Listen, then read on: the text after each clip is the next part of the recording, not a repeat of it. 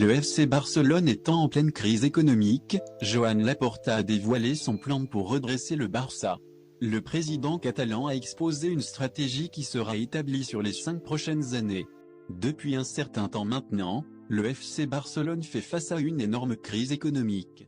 Comme l'a affirmé Eduard Rome lors de l'assemblée des délégués ouverte par la direction du Barça ce dimanche, il y a 481 millions d'euros de pertes et 451 millions d'euros de pertes en valeur nette. Il y a une série de concepts qui nous ont conduit à 1300 millions d'euros de dette, une somme colossale qui a placé le club catalan dans une zone rouge, dont il doit se sortir au plus vite.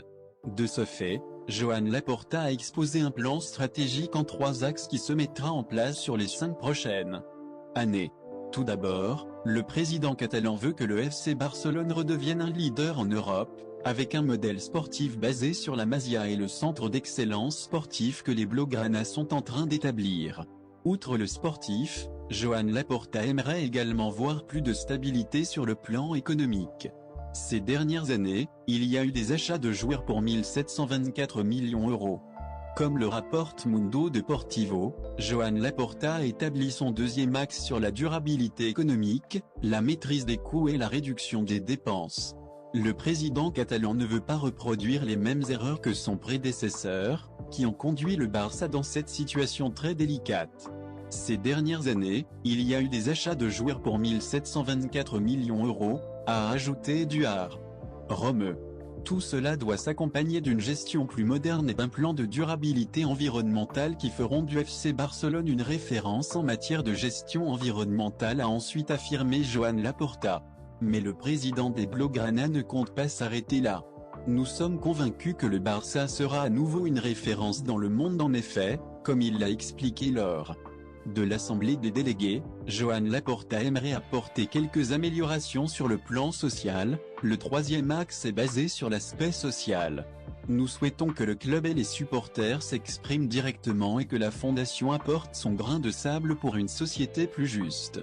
Dans ce troisième axe, nous présenterons également le département de la diversité et de l'inclusion. Nous travaillerons pour l'égalité de tous et la promotion des valeurs démocratiques et de la non-discrimination. Nous travaillerons pour atteindre les objectifs de l'ONU. Joan Laporta est convaincu que ce plan remettra sur pied le FC Barcelone entre 2021 et 2026.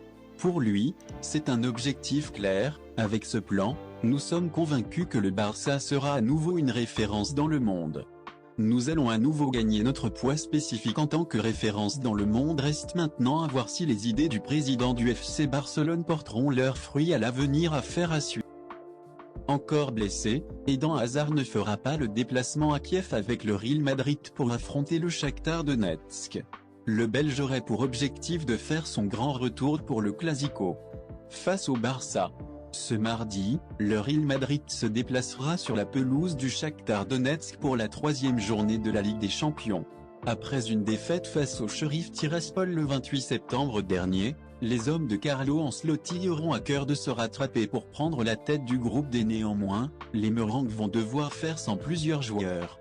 Le technicien italien n'a pas convoqué Garibald, Isco, Luka Jovic, Carvajal et Dani Ceballos. Mais en plus de cette longue liste, la Casablanca devra composer sans un élément de marque. Hazard encore indisponible pour la rencontre face au Shakhtar.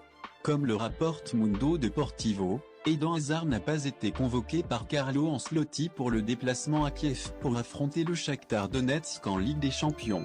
Ce mardi, le Belge ne serait pas encore remis de sa surcharge musculaire et son objectif serait d'être rétabli pour le match contre le FC Barcelone au Camp Nou le 24 octobre.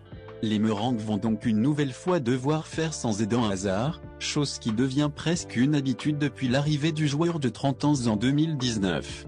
Merci d'avoir regardé cette vidéo, laissez-moi une pouce bleu et n'hésitez pas à vous abonner et à activer la cloche, pour ne pas manquer les infos à venir. Merci et à bientôt.